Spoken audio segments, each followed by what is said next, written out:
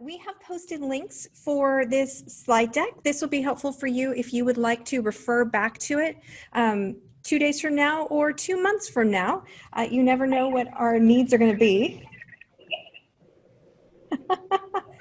And so there's been some comments about music, and I definitely, this is just one little hidden tip that I like to do. So we'll put this tip in for Zoom. And so I generally like to play music in the mornings for my students. I do teach first period. And so it's just kind of a nice way to start the day. So what I've done, because there's been a question about it, is I actually have Amazon Prime. And so with Amazon Prime comes Amazon Music. And so it's a free subscription. They have what are called clean stations. So you do a search. So if you have access to Amazon Music, you can do a search for a clean station, and there will be no swear words or any surprises in the music. So that's what we're listening to right now is Easy Pop Clean. So it's just been a nice way for me to introduce my students to 60s, 70s, 80s, 90s, and today's music. And so we have a song or two every morning. So hi, happy afternoon. So lovely to see you here. Sherry and I are going to be talking about interactive lessons with Zoom. And I would love to see your ideas in chat, or if you are comfortable opening up your mic and sharing an idea as we go through, because I want to steal from you as well. So hopefully we'll have a good time in the next hour and just talking about some ways that we can use Zoom and engage our students. You'll find that I don't mind making a terrible fool out of myself because it's a lot of fun. So in the chat, if you could open up that chat box. If you are not sure where the chat box is, that's okay. We have you.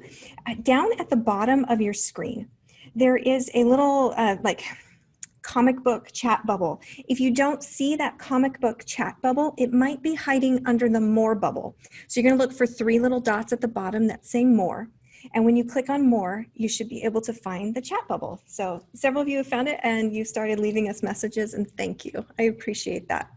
But we'll keep posting the link to this slide deck if you'd like to see it throughout our session. So a really quick note, one of those sneaky Zoom tips that we will share with you today is check for Zoom updates in your desktop app at least 1 time a week. We're finding that Zoom is really pushing out those updates all the time. And I get a lot of questions about, oh, my screen goes black when I try to share it, or I don't know why this feature works for my colleague, but it's not working for me. So I want to show you where to find that update button in the Zoom app in case you haven't found it before. So I have the Zoom on my desktop, the Zoom icon on my desktop. Hopefully you have the Zoom icon on your desktop too. If it's not there for you, you're just going to have to ask Windows to do a little hunt for you. So you can click on that Windows icon at the bottom. So when I open up my Zoom app, I have a little gear icon in the upper right-hand corner. So when I click right above that, I have my profile picture. You might see your initials. So we're in the upper right-hand corner. I'm going to click on my profile picture just above that gear icon, and there is a check for updates button. So updates doesn't exist on the online version of Zoom. Updates exist on our app. So that's a quick little tip for you. I try to take a look for Zoom updates, not on Monday, because Monday is not a good day for me. Anyone else? But I like to do it at the end of the week. Especially when class is done. So I have time for the update to happen. I have time to completely lose my mind and call IT in case something goes wrong. But Monday morning, probably not the best time to try to do an update right before class. Been there? Yeah? Anyone? Okay, so let's talk about some classroom management ideas. And yes, definitely, Zoom has been struggling later this afternoon. Sherry so helpfully sent out an email to let me know that we might have some Zoom troubles. This is being recorded, so you can always come back and watch it again. So thank you for letting us know in chat. So the first classroom management idea that we would like to share with you is how to create a breakout room.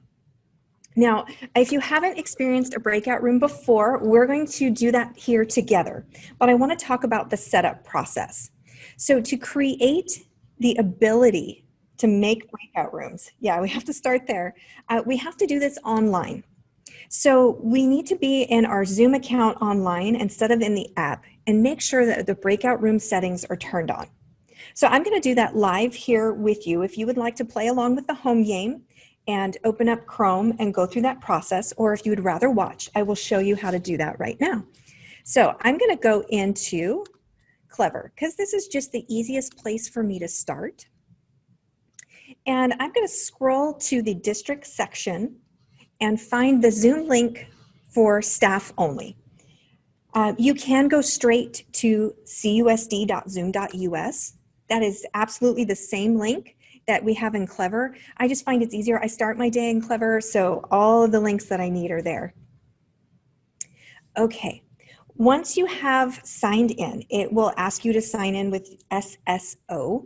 So you've probably discovered that before. We're going to go into settings on the left. Now this is where all of the magic happens in the background. The trick is we have to find the word breakout room. And I am not a fan of scrolling through the page and scrolling through the page and scrolling through the page in the hopes that I see the word breakout room. So here's another tip for you if you are a fan of keyboard shortcuts, and I try to teach this to my students all the time. If you're on a Windows device, it is press and hold the Control key and the F key for find. Right, so Control F. If you are on a Mac, it's Command F. So press and hold Command, hit the F key. If you are on a Chromebook, for your students, they have the Control key as well, so they can do Control F. And I'm going to start typing in the word break, and it will immediately jump through the page for me and find every instance of the word break. So you can see how powerful this could be, not just for us to not have to scroll forever, but for students that might be struggling with a concept to read a web page and immediately find a reference to that concept to help them. So you're looking for breakout room. This happens to be under in meeting advanced. So you can click in meeting advanced and it'll jump down for you if that's a better way for you to get there. And make sure that breakout room has been turned from gray to blue. So we want to slide that button to on. And then I don't recall if I extra check this box or if the box checks itself for you, but allow hosts to assign participants to breakout rooms when scheduling. This has been great for me when I need to move students into specific groups. So I check that box. It is not necessary, but it is helpful. Okay, so I want to do a quick check-in. You have emoji reactions at the bottom of your screen. Could you give me a thumbs up if you are like, yes, I got it, breakout rooms? If you haven't seen the new emoji reactions, some of your students may have little hearts and they may have crying eye faces and celebration. So it's a lot of fun. All right, thank you for those thumbs up. Just another way to quickly engage your students. I usually ask them for, all right, I need your feedback. I know you don't want to talk to me this morning, it's too early, but you can tell me how you're doing. So thank you. Okay, oops, I accidentally unchecked that box. So now that I know that breakout rooms are available to me, I'm going to come back into my meeting. And when I am running a meeting, the breakout rooms will be at the top in the floating controls for me. So I have to actually ask that menu to show up, and I have to kind of bump that green and red bar to make the menu show up. For you, you might see breakout rooms at the bottom of the screen, depending on your layout. So I'm using a secondary monitor. My breakout rooms are actually down here at the bottom, which is why I keep looking right. I want to apologize. I mean to look at you. So I'm going to click and I'm going to find my breakout rooms button. So I did ask for Zoom to be able to, for you to be able to see my Zoom windows. Can you see this breakout rooms box right now? Perfect. So what happens is students won't see this unless you turn on that feature. I had to especially find that button, so don't worry, they won't see you do this process. But I need to decide how many breakout rooms I want to make for us. It tells me how many participants we have in the room. So when I have a full class, I can see 30. And I'm going to hit this up arrow and it will start to break down the fractions for me, which I love. So I'm going to say that we can have 3 participants per room, or 2 to 3 because the math doesn't quite work out. 6 rooms, there are 2 participants per room. So check out this number at the bottom and what is your goal for class. I'm actually going to bump this down a little bit so you have a chance to just jump into a room really quick and see what the process is like as a student. I did say assign automatically. If I choose assign manually, it will let me move you into groups, but let's do the automatic version so you can see what that's like. Okay, I'm going to click on create and let me push this window over so you can see it. You can see your names listed under room 1, room 2, and room 3. If you have students that might not need to be together, sometimes that happens with the automatic, like, oh, those 2 are not going to get any work done. They like to talk too much. I was that student.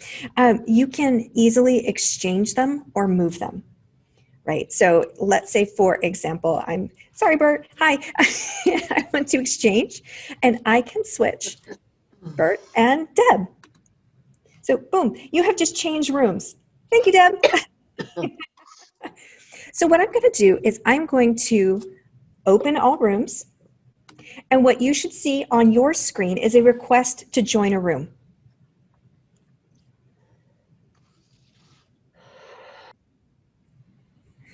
Yep, you'll go ahead and click on that button to join that room, and I'll bring you back in a little bit.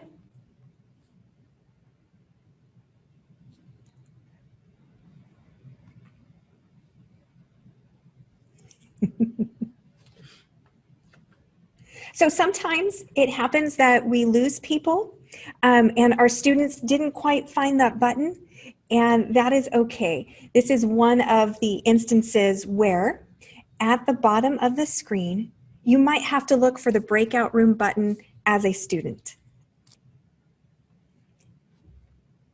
And so if that pop-up didn't happen for you, you can find that breakout at the bottom. Okay, for those that are joining me in the recording, I'm going to talk while they are in their breakout rooms. What I have here is the ability to join in any room by clicking on the join button. So I get a chance to pop into a room and hear what the conversations are. In the meantime, I am going to close all rooms, and like magic, everyone's going to return back to the main room in under 60 seconds because Zoom will close the rooms. So I'm going to click on close all rooms. Hi, I'm so glad you jumped on your own. I just closed all the rooms. I walked through that process. So welcome back. Thank you.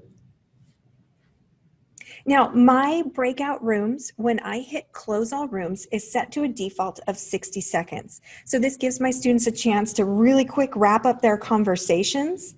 And so I typically will play music during those 60 seconds for the students that come back early. But I definitely know that my class enjoys that 60-second warning about the room closing. I know a lot of the younger, like elementary school teachers, they have theirs set to about 15 to 20 seconds. So I just happen to find that my students really appreciate the 60-second warning to come back. So hi, thank you for coming back. What did you think about that process? Would somebody like to share a comment or type in chat? I have a question. How do you change that default 60 seconds so if you want them to come back sooner? I know mine disappears all the time, right? So down here under options, Okay. As I have that breakout room open, when I click here, I can change that. Oh, there it is. Mm-hmm. So it's not online in Zoom under settings. It's not in the app under settings. It's while we're running breakout rooms, here's your one opportunity to make that change. That is a fantastic question. Thank you. I have not had a chance to try out They Choose a Room yet. I'm really excited about this feature, but I'm going to wait for our next unit because we already have our breakout groups set up. So unfortunately, I cannot speak to the power of allowing a participant to choose a room, but I'm really excited to try it next week. Email me if you'd like to know how that turned out. Okay. What we can do while we're here in breakout rooms is we can recreate. So if you want students to shuffle during a block period and get feedback, talk with another group, you can hit that recreate button and change the number of rooms, do the assign manual. So that you have lots of options in this breakout room piece inside of Zoom. So I'm going to close out of that menu. And so there are instructions here in the slide deck, the process to make sure you have the setting enabled, where to find the breakout rooms button, or if you have to look under more, and an extra tip for you.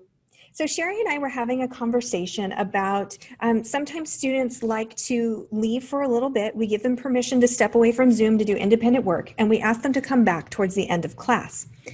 So for many of my students, though, they don't really leave the room. They want to stay. They want to talk through their coding.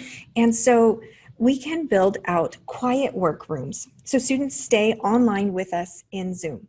And so in this example, I can create 32 breakout rooms. There is one participant or no participants per room. I only had 30 kids that day. And so I can send students to work on their own without leaving Zoom. So that might also be a useful feature for you, especially if you need to do one-on-one kind of check-ins, or hey, how are you doing on your work for this lesson or this assignment? And they don't feel embarrassed to talk in front of their peers. This is another great way to be able to communicate with students about school. How do we feel about breakout rooms? Emoji reactions? Oh, fantastic. Thank you for those. I've used them before, but just a question. Sometimes we want to check on the students' progress. Is there a way that we can see their screen and what they're doing? Or is it a matter of just going to that, tell them to share and just have them hit share so I can see what they're doing? Right. So we will go through a process when we are in group breakout rooms to watch students work. But for the most part, I actually join their rooms and I sneak up on them because usually my microphone is muted. So I'll join the room. They are all working hard. They haven't realized that I'm there. And so I'm listening to the conversations, and then I'll redirect when I'm like, hey, wait a second. No, I think I could give better feedback. I love doing that to them. So there is an ability for you to join a room. And so let me pull up that breakout room menu again so you can see this. When I open the rooms, so don't run away. I'm going to open the rooms, but don't join the room. Do you see this join button? So that's how I hop from room to room, is I will click join and I will be a part of their conversations. Is there okay, so I run breakout rooms in my classroom, and I'll make usually about 6 rooms, because any more than that, the transition from one classroom to another is messy. It's not an easy process, not like you can just hop. And unless there is an easier process, and I'm not doing it right. So No, I'm with you. So I join, I leave, I join, I leave. And so I wish I could hop from room to room as the host. Right. But no, I do have to leave each room, open up the breakout rooms menu, and then join the next room. Okay, because it's like it shuts it down, and then I have to make it big, and then I have to go to breakout room, and it's not an easy process. Okay. No, that would be a great feature for Zoom to give us, just to pick a room, move, pick a room, move. But no, that's the same process for me. Yes. Okay, so I'm going to close these rooms. I've been able to hop today.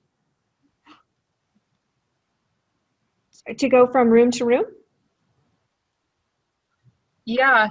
I just open up the breakup, the breakup icon, and it breakout icon, and it let me see that screen again where you can choose which one.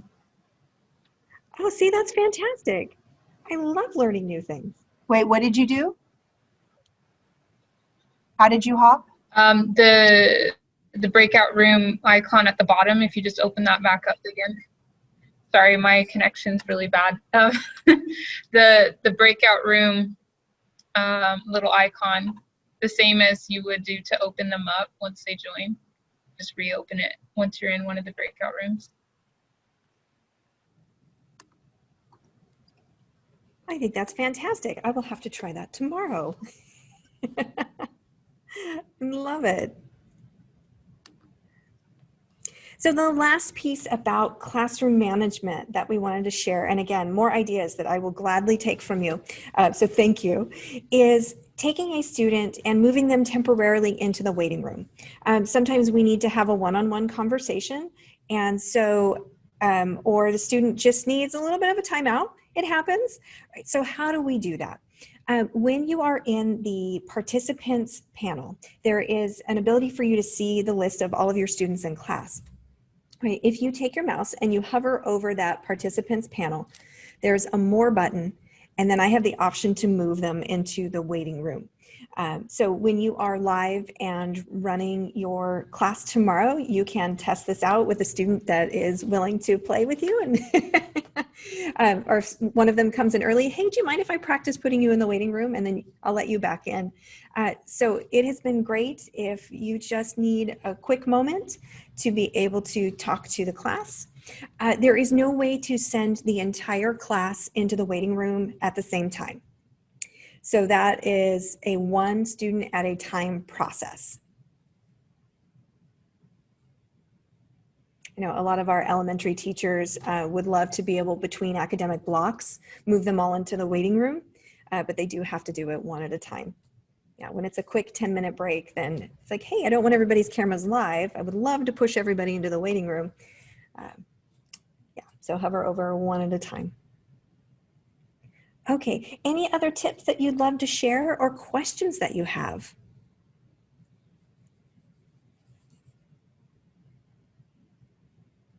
I do have a question. Okay. Okay, so I run a report after each of my classes just to confirm how many minutes the students were actually in my class. Yes.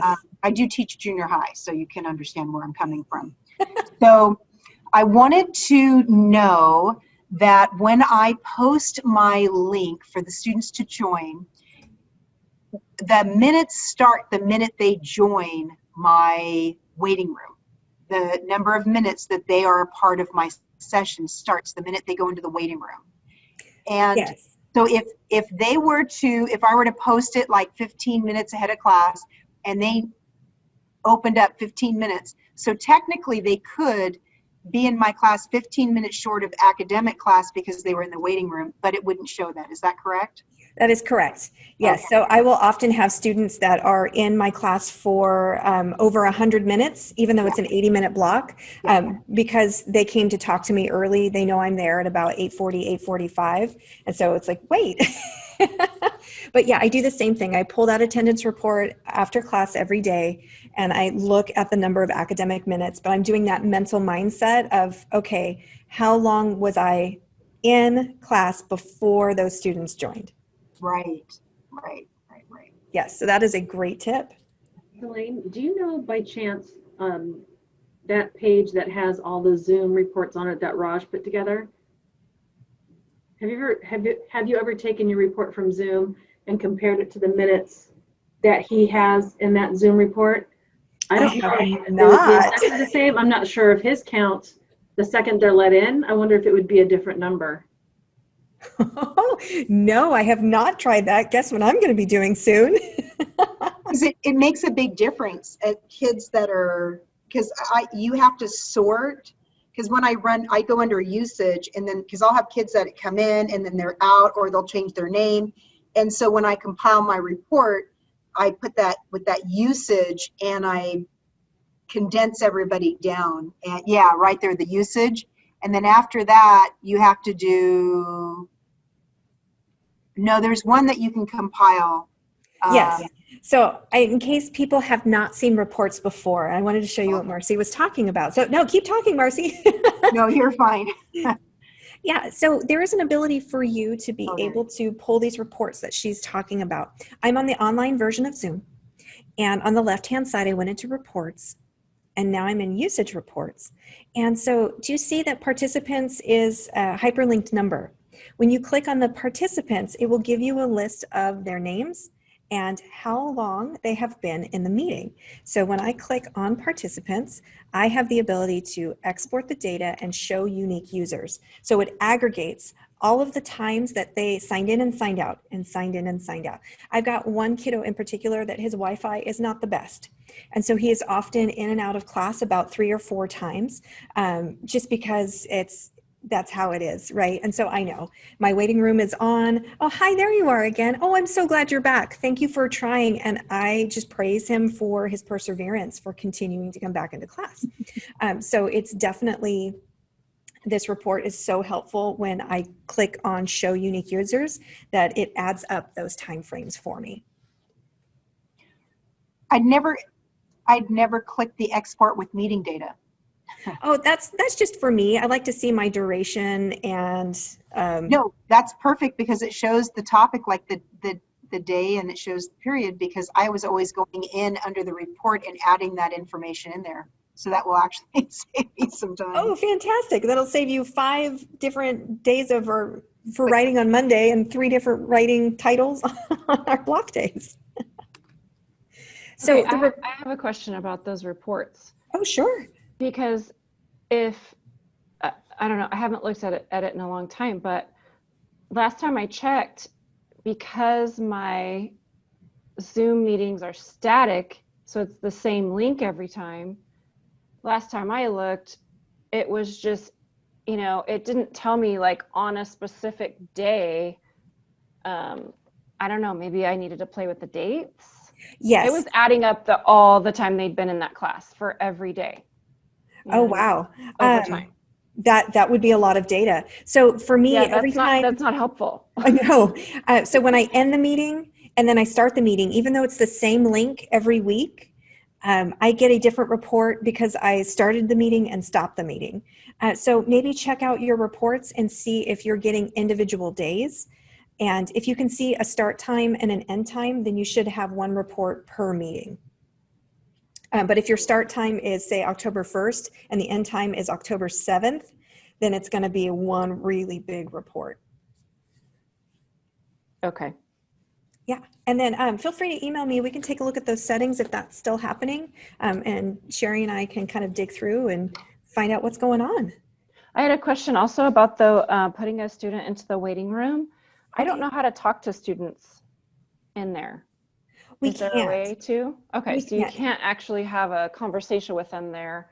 You can have a chat conversation with them. I've tried that and they said that they didn't get that either. So I don't know what I'm doing wrong. So the process that I like to use is once a student, I have sent everyone else out into the breakout rooms, I will pull that student back in and have a main room conversation with them so they're not embarrassed in front of their peers or being challenged in front of their peers. Mm-hmm. So they're usually not in their waiting room for more than 60 seconds, just because I say, all right, everyone, I want you to do feedback, and boom, I send them off into their waiting room, and then I can bring kiddo back. Yes. So thank you for sharing your experience, because it might depend on the device on whether or not they can see the chat in the waiting room. I think there's some differences for sure between Chromebooks and the Windows devices. Okay. Anything else about breakout rooms and participants and chat before we take a look at a couple of other things? I popped the link to the distance learning Zoom reports into chat. So if you guys want to click there and bookmark that, so you can go in and look at all the other reports that are available to you. So let's say you have a student that says, I am constantly getting disconnected from your class and I can't get back in. Well, there's a report in there that shows you if it was a network error that they got kicked out, or if they actually clicked the leave Zoom button.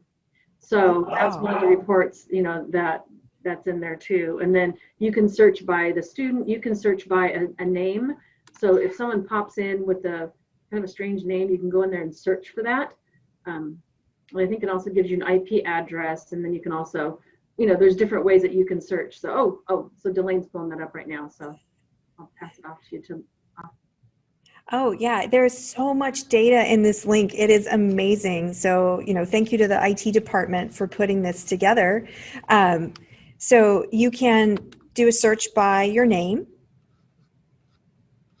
So that's a long list of names. We have a few employees at Clovis Unified, right? You could try your login name. So there are so many things that we can do. But if there is, say, a student in particular that you wanted to take a look at, you could do that. And I don't, Sherry, do you want me to try to pull a report from my class really quick? Okay, so let's do a search for my name. There I am. And we're going to view my meetings. So you can see what this is like. Let me scroll up a little bit.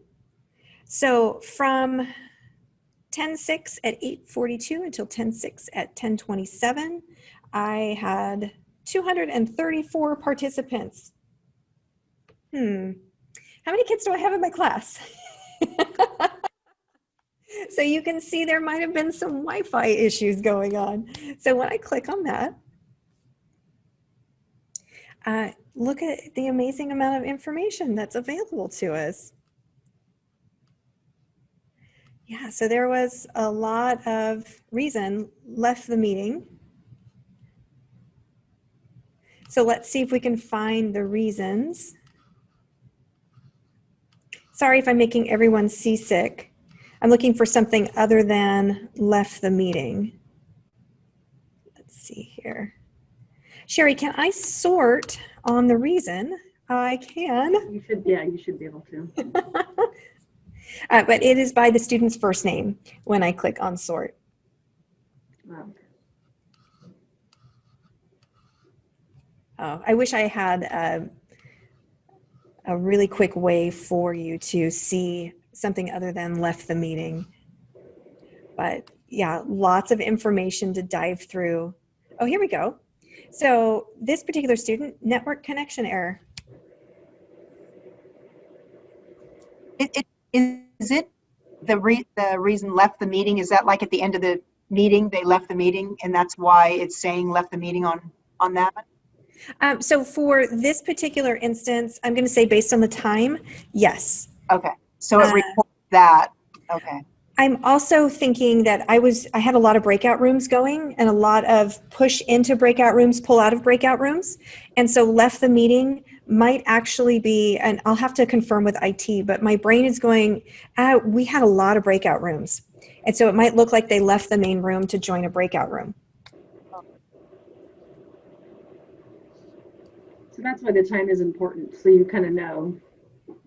Yeah, because when I look at one of my students, so there is a 9:21 to 9:40, and then 9:46 to 10:03, and then 10:03 to 10:16. We might have had a 6-minute breakout room. I'll just need to take a look at did I run a 6-minute breakout room in that time frame, and so that's why you see 234 participants. But based on the times. And the time, oh no, here it is. So 9:40 to 9:46. They're just not in order right now. Yeah, so I think definitely those timestamps. If there's a question about whether or not a student temporarily left during a breakout room, you could use this to find out if it was a Wi-Fi connection. I love these things. And what's nice is too, is you can tell what device they're on. So it could be a device issue. And that kind of thing. So it gives you a lot of really great info. Right. I wonder if I can find any Chromebooks. Let's do PC name. So some of these are blank. So look, even I left the meeting a lot. So I'm going to say a lot of these are breakout rooms because I did not leave the meeting at all yesterday. So I'm looking for what a Chromebook might look like. So WKS, might that be a Chromebook? It probably shows you under if it's Windows or Chrome OS. So if you search down that column, Windows or Chrome OS. Thank you. Yeah. So let me scroll back up. Oh, yep. See, we have Mac, iOS. So that's an Apple device. Yeah. Mm-hmm. Yeah, I have a student that right now has to connect through a phone. And love him for that, still attending class, even with just a phone while their device is being fixed. So high praise for that perseverance. So yes, the IT department reports, just amazing for giving us the ability to really dive in. Oh, that was too far back. We need to go into distance learning. To really dive in and take a look at what's happening in our Zoom meetings.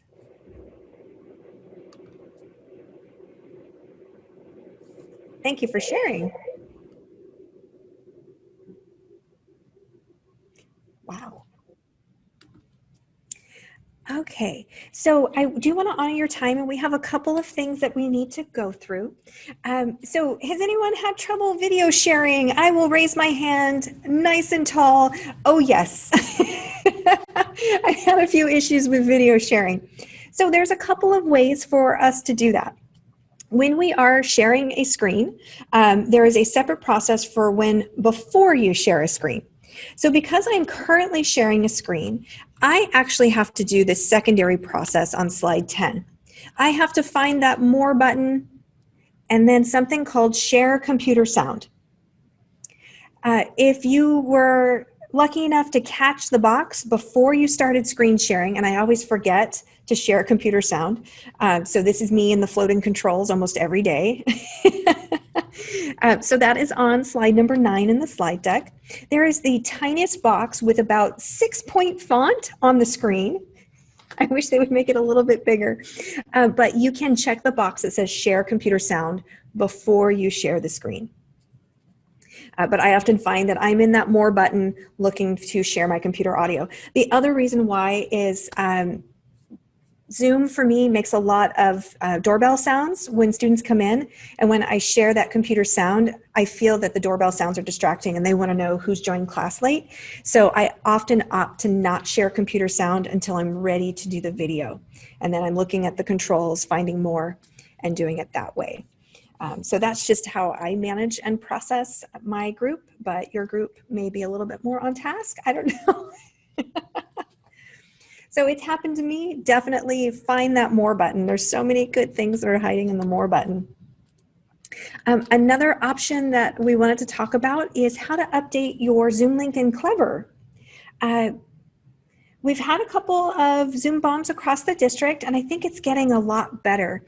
But I know that I made some changes to how I run my Zoom. And so I try to update that link, and it's transparent to students. They don't really know that it's happening because I post in Clever only. I don't post in Classroom, and that's just my personal process. So if you have posted a link in Clever and you're not quite sure how to change the link when you have to do a new Zoom meeting, I wanted to walk you through that process. If you'd like to open Clever and see it on your end and do the clicks, I will be talking, but yes, please feel free to just watch along on the Zoom screen.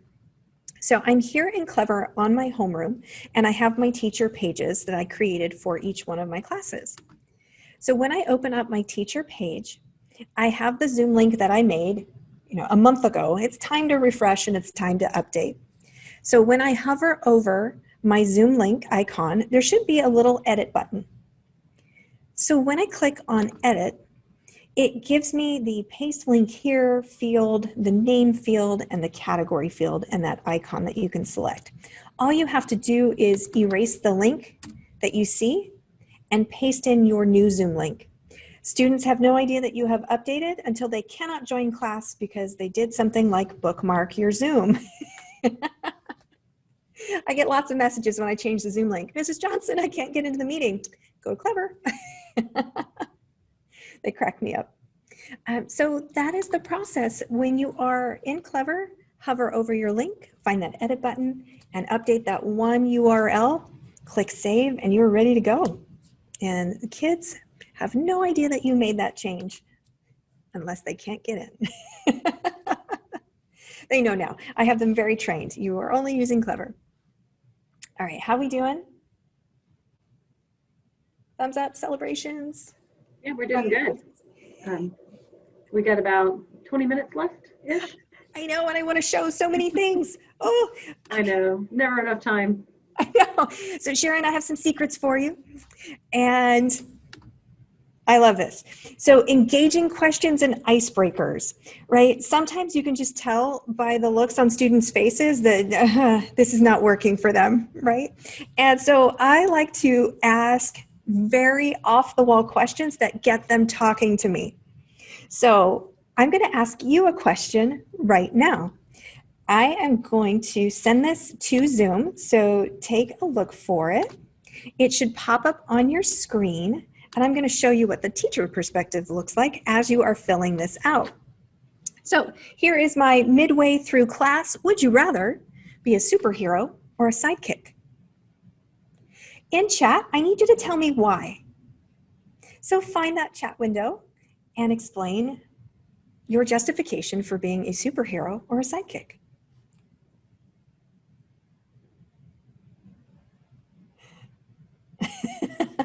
Yes. And so I am so very entertained in class with these questions. My students come up with some of the most amazing justifications for their choices. Exactly. I picked sidekick personally because I don't want the pressure of being a superhero. That was exactly my response. As a teacher, you can see on the screen here that, and this is no pressure for you, but I know the engagement level of my students. If somebody has temporarily walked away, I kind of get the idea that they might have temporarily walked away because I'm missing 3 responses. And so it's me talking, going, all right, friends, everybody needs to answer. All right, so I'm going to end the polling from my teacher perspective, and I can share the results with you. So as the students are typing in their justifications, once everybody has responded, I share the results. And then you should see it as a participant on your screen. And then we have a discussion about why do you think 64% of the class chose superhero? Why do you think 4% or 36% chose sidekick? We have this class-wide debate. This takes maybe 3 minutes of my class time, and it livens them up. The question they really did not like is a hot dog, a sandwich, or a taco. That was a big debate. And yesterday we did, would you rather have venomous squirrels or flying spiders? Also a very big debate. Yes, some kids are afraid of squirrels. Some kids are like, we already have flying spiders. And I said, they don't have wings. So they want to get very specific. In the slide deck, there is a link to a folder with curated icebreakers and questions like this. So Sherry found this folder, and it was made by a bunch of teachers. So you can click on the little shape and go straight to the link there, or you can grab it at the bottom of the slide deck. I believe somebody might be putting that in the chat as well. So there are so many fun things in this folder. One of the things that we did is asking students how they're feeling. So on a scale of GROHL, and this is Dave GROHL from the Foo Fighters, if you haven't seen his beautiful face before, how are you feeling today? So yesterday, again, this is another question from yesterday, about 60% of my students were Dave number 7. And that told me everything that I needed in the morning. So we did a couple of more engagement activities just to kind of get them warmed up. We went very slowly through the beginning of the lesson with the scaffolding. But if I had had 75% Dave number 1s, oh my gosh, it's going to be a great day. Right. And so this folder has things like squirrels and cats and sloth. Yes, exactly. Yesterday I was a 4 and today I'm an 8. Some days I'm a 6, and that's okay. So definitely grab that folder and ask your students, how are you feeling? You could set this up as a Zoom poll, and we will be talking about that tomorrow if you happen to be joining us tomorrow. We'll talk about how to set up polls. But if you just want them to type and chat, you can set up a Google form if you're comfortable with Google Forms. So lots of different ways to get them to tell you how they're feeling. It's just, I love the questions and getting kind of a beat on how they are. So the last thing would love to cover with you is how to work a group lesson while they're in breakout rooms and monitor what they're doing, right? This is the gold star event of today. So on slide number 14, there is a Google slide deck that I would love for you to open up so we can watch the changes happening together from the teacher perspective. So I will post the link here into the chat in case you don't have the slide deck open. Let me find everyone. Okay, and I will also open up this slide deck. So you can be any group number that you like today. And our goal for this lesson is to build a logo. Now, you can find any one of these. These are clickable links. So if you don't want to scroll all the way down to try to find group number 14, you can just jump straight to that slide. And what your task is to use these never-ending shapes. You're going to click, hold, and drag. Try to design something. What I'm going to do from my end while you are making changes is I'm going to watch this happen live in real time. So you're arguably in breakout groups. You are working together as a group to design a logo. Let's say that you're trying to recreate the Nike swoosh, or you're trying to recreate the Apple logo, or you're trying to recreate the McDonald's logo, but you're using these shapes. Do you like this never-ending shape process? That way there's some uniformity. You just click, hold, and drag. And if you were to look back at the Zoom window, from the teacher perspective, I am watching your work happen live and in real time. I can see each one of your little bubbles in the lower corner, and I love that you're together as a team. We've got a bunch of people in slide 14. This is exactly what it looks like when I'm doing this with my class, right? If I happen to notice, and I'm not calling anyone out, but in slide number 4, we don't have group work yet. I might jump into that breakout room immediately to go, hey, are you stuck? What's going on? And so this is just a Google slide deck that I would have posted in Google Classroom as students can edit file. That means everyone is in the exact same file, but we have assigned roles and assigned slides. So students are not jumping all over the place, making changes to every slide. Nope, your group. If you're in breakout room number 2, you're using slide that has the number 2 on it. If you're in breakout room number 6, you're using the slide that has the number 6 on it. So they understand where they need to go. And we've established that routine in my class. But I love this. I love watching you move the shapes live in real time. The trick for this Google slide deck is it's down in the lower left-hand corner. You can see this as well as a student. So if you are making changes, if you wanted to just check in to see what everybody else was doing, in the lower left corner, there is a bunch of boxes. I think they kind of look like a Hershey bar, but it's a grid. It's a 2x3 grid. When you click on the grid view, you see the same thing that I see, and you can watch people make changes. If you want to know as a teacher who is in that slide, again, your little bubbles pop up. Right? And if I hover over your little bubbles, your names are there because you're signed in with your student accounts. So just a fun process to be able to have students work together, be in breakout rooms, and still know that work is happening. I also lay out the expectation that everyone needs to participate. So if there are 4 students in the slide deck, I expect to see 4 different changes. Now, what am I talking about? I will show you that.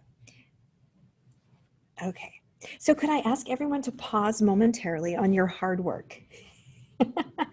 If you could come back to Zoom and look at the shared screen, I'm going to ask that you not do this process with me just yet. You can try this out once I'm done, but this process I'm going to show you is much happier if only one person is doing this at a time. So in Google products, if you haven't seen this before, you have the ability to look at the revision history. This is true of a Google Doc, it's true of Google Slides, Sheets, Drawings. So there is a link up here. For me, it says last edit was seconds ago. In a couple of hours, it'll tell me last edit was 4 hours ago. So the wording changes, but I can click on this link and it will actually break down for me who did what on what slide. And so I use this all the time. Kids know that I am tracking their work. And you can even see the changes that I made across this slide deck. But let's go into this slide here. And so there's a little pink outline on this blue square. And I can see that there's a green outline on the orange triangle. As a team, you work together. And I am applauding you. You've participated. So it's kind of an amazing thing. So look at this one. We see the same color outlines. This might have been a student that was working on their own or their partner was absent that day. So it's an easy way for me to check in and see, do we have group work happening or do we have singular work happening? And it's okay, right? If there's that expectation set up that as a group, everybody participates, I let them know that that's what I'm looking for. Okay, so I'm gonna back out of the revision history. Do me a favor, everyone make a couple more changes before you go into your own view of that revision history. I want you to be able to see timestamps. And I'm going to come into this one, and I will also, Sherry, are you available to join me on slide 14? Or, well, sorry, slide 16, group 14. I will jump there right now. Thank you. Open it. Are you going to show us how to make one of these slides? I can. We have time. We have about 10 minutes, and I definitely wanted to give time for questions. I would love to show you how I built that. It's like really cool.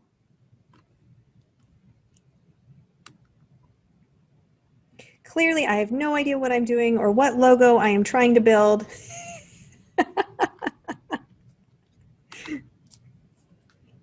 But I really love having these editable slide decks that everyone in class can use. So I can monitor that group work. I know that they're having discussions. I know that they're processing together.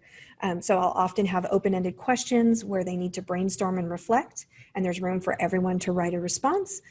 Or we are building things. We are editing pictures. My last activity, we were building network connections. So if you would like to pop into revision history, you should be able to see different colors assigned to different people and look on each one of the slides and try to match those colors with those changes. It's a lot easier with writing, I will tell you, than it is with pictures. So when they were typing, the color changes are really obvious to see.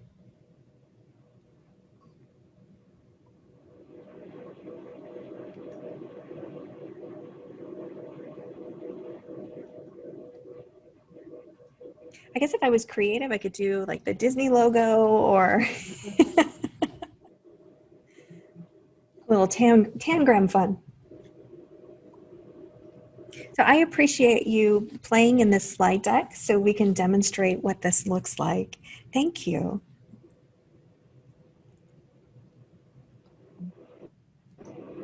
And also we have those sessions that we recorded before school started about making interactive slide decks too. So I know we only have a few minutes left and Delane will show you what she can, but they also have those other trainings there available for you. Yes, so in our slide deck, we put in the link to the CNI Online Learning Resources website that's on the slide number 1. And so here's that interactive Google Slides where you might hear me or you might hear my friend, Karina did one, and was it Joanne did the other one? So a couple of us have some sessions about creating interactive Google Slides. So that's there on the CNI website. But let me go ahead and walk you through how to build one of these. What I did is I start in Google Drive, but you can start straight from slides. That is up to you and that is your process. I love to organize things. It's my jam. So I always start in Drive and I know what folder that I'd like to put that particular slide deck in. So I'm going to go into my computer science folder and we are in 2021. And so I'm going to come up here to the upper left and find that plus new button in Google Drive. If you went straight to slides, you'll find that big plus button in the slides main page. And so here is my brand new Google slide deck.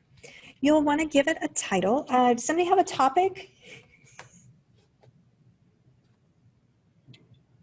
Slope. Ooh, so we're talking about slope intercept specifically? Sure. And what I like to do is, as you saw in this one, I like to add a slide to help them locate where they need to be. So in my new slide deck here, I'm going to put in a really quick section header. You can also do title only. A section header for Find Your Group. Ooh, terrible spellings. And then I'm going to start building out one slide for that activity, and then I'm going to make copies of it. I'm just going to spin out that one slide. So let's go ahead. I'm going to do a title only, and the instructions are going to be use Desmos. My spelling is great today. To create an equation that demonstrates slope. And so students will be in Desmos. They'll have to know how to take a screenshot. So in this particular instance, I think I might have one student per slide. So we can see it like 32 different equations that demonstrate slope. But if I have students that prefer to work in pairs or that need a little bit of support, I might have more groups available so they can do this as a pair to come up with that equation, and they have somebody to process and talk to. So what do I need to do next? I typically like to put in a little number at the top so they know what group they've been in, where they need to be. And how I do that is I come up to shapes, and you can pick any shape you like. I just happen to do circles today. Okay, secret trick, right? If you press and hold the shift key on your keyboard, it will create a perfect circle because I can't do it on my own. So I'm going to press and hold shift and then click, hold, and drag. And now I have a perfect circle. Yay! And I'll do a starter number for 0, 1. The reason why I use leading zeros is because when I get to 10, the number system looks weird. That's a personal preference. You don't have to have the leading 0. And if I have any information that I need to give students, it goes down in the speaker notes. So extra instructions like the website. So go to desmos.com, create a new graph. I think that's what it's called. Write and graph an equation that demonstrates slope. Take a screenshot, paste onto this slide. So I would give more clear, explicit, direct instructions, but we're in a bit of a hurry. And I'm going to make 16 copies. I have 32 students. I want them to work in pairs. So there's different ways to make copies. You can right mouse click on that slide and you can say duplicate. You can right mouse click copy, right mouse click paste. But my favorite thing, as you can see, I'm a fan of keyboard shortcuts, is to press and hold Control and D for duplicate. And I am just going to keep hitting D while pressing that Control button. And away I go. I now have 16 copies of that one slide. Yes, I do need to make changes to the numbers, but I don't mind that little process. I'll just come in and double click and change that to a number 2.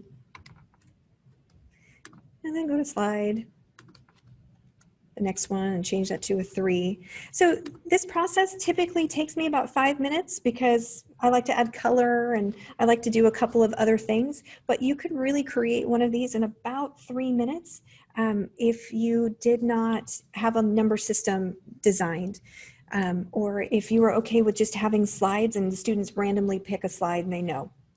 If they already have student ID numbers in your class, they know what slide to go to.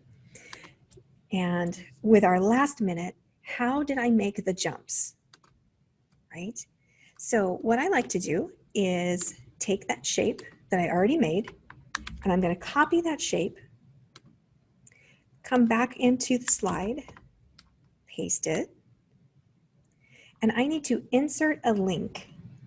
So there's a couple of ways to do that. I can right mouse click on the shape, and there's a menu item about 2/3 of the way down that says link. Instead of taking them to a website, slides in this presentation, I'm going to pick slide number 3 because that's where group number 1 needed to go. So let me click apply and I'll show you that again. So I'm going to go to my group number 2 and remember that it is on slide number 4. Okay, group number 2, and I need to insert a link. So I'm going to right mouse click on it and select link and slides in this presentation. Slide number 4 and apply. So I just go through that process. This takes me about 90 seconds to 2 minutes, depending on how many slides I have. And how that works is when students click on the circle, they can jump straight to that slide. Wow. And so with that, I'm at time. How can I support you? I'm going to drop that link in that goes to the trainings for the Google Slides, the interactive ones. I'll drop that into chat. So if you want to bookmark that.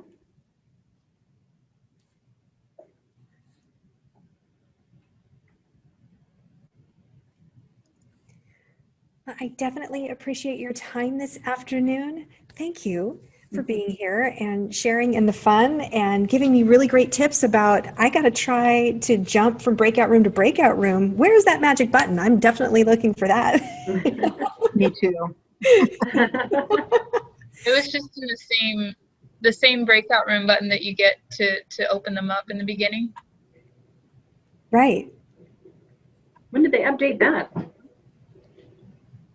I don't know. That's Are you I don't saying, know. I've just Lauren, are you saying that when you're in a breakout room already, that instead of leaving it and then waiting for it to come up while you're in that breakout room, you just bring it up and then you can go to that. You can go from there. Is that what you're saying?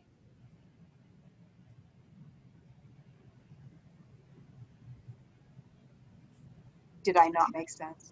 You did. I think she might have froze, and so we didn't hear the response. But Marcy, I think that's exactly what's the process. So as long as that breakout room box is available to you on your screen, Right. Lauren, is that right? You're just jumping using that menu. yeah. Sorry, my connection's really bad. The breakout room button that you use from the main room, once you're in a breakout room, you can just open up that on the bottom of your Zoom again and just choose a different room to join. Okay. And it takes a couple seconds to do it, but you don't have to leave first. I love it. See, this is exactly why I love talking with teachers, because you just made my practice so much easier. Thank you. Awesome. Well, feel free to send out an email. I'm in the system. I am the only Delane in the system. I got lucky that way.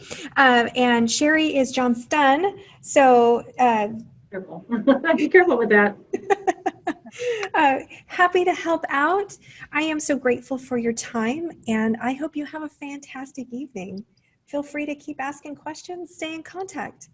I have a question right now, if I could ask it. Sure. Okay, so I just want to clarify. It seems like this interactive Google Slides lesson that you showed us could conceivably be done by students who are in breakout rooms, and I could, if I assigned it like through Google Classroom, right? Yep. And I made it so that not everybody gets their own copy, but everybody, what's that choice? Where they can all edit it. Yeah. Yes. And then I could be watching their progress from wherever, as long as I am looking at the slide. Same slide deck. Yes. That's amazing. It has changed everything for me, because I'm still monitoring what the other rooms are doing while I'm helping a room. So thanks to my double screens, right? I've got the slide deck open off to the side. I'm talking with this group and going, wait, why did group 8 stop working? So, okay, I gotta go. Yeah, because I haven't used breakout rooms that much, because especially not with like for long periods of time, because I've found it difficult to monitor them unless I pop into their room, which I've done. But this is a new It just like opens up a whole new world. Right. And you don't have to predetermine the activity. You could have a blank slide deck and ask them for screenshots for what they're doing. So depending on your subject or depending on the topic, I often will just have a blank slide with a basic instruction, which is show me your screenshots. I'm going to be monitoring your work this way. And I definitely try to have a lot of open-ended writing. So I'm watching that typing happening. Very cool. Thank you. Yeah. How did you do the never-ending pattern blocks? Okay. How much time do you have? I'll show you really quick. Just that you have so many layers on top of it, or Exactly. okay, So that's what I figured. Okay. make a shape, and I'm going to change this to a color so we can really see what's happening. I use that Control-D to duplicate on my keyboard. So I just sit here and do duplicate a lot. Yeah. Then I click, hold, and drag to select all of those shapes. Oh, okay. And then I go up to Arrange, Align, Align Center, Arrange, Align, and Middle. Oh. And they all lay on top of each other. Now don't click away from it. Here's the trick. They still have to be all selected in order for you to move them off the slide deck. Okay. Okay. The minute I click off of it, I'm done. I have to start over. And so it's been really helpful for me when I want them to annotate or I want them to kind of do a note-taking process. I'll have never-ending colors, or sometimes what I'll do is if I want them to highlight specific words, I'll do kind of a long highlight and change that fill to something a little bit more transparent so it's not a solid color. And you have to do that under custom when you go pick your color. So if I wanted, say, a yellow highlight, if I give it this color, the kids can't see through it. So I use this checkerboard pattern to make it look like a highlighter. And then it becomes my never-ending shape where they can take these and highlight words. Oh. Oh, that's neat. Yeah, so lots of different ways to use that never-ending shape, particularly when the text isn't something that they can manually highlight themselves because it's a screenshot or it's a picture that you brought in. Yeah, so I use my never-ending highlighter too. That's pretty good. I hadn't seen that before, so that's pretty cool.